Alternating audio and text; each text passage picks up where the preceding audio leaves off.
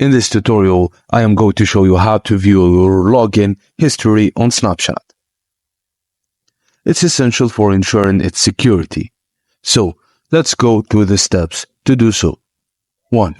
Launch the Snapchat application on your device and log in to your account.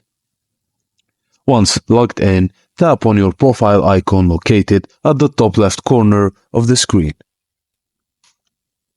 In your profile page, locate and tap on the gear icon at the top right corner to access settings. Scroll up the settings page and look for the account option section. Under account actions, you'll find the save login info option. Tap on it. After tapping on save login info, you'll be able to see a list of your recent login activity. Each entry includes details such as the time, date, and location of each login.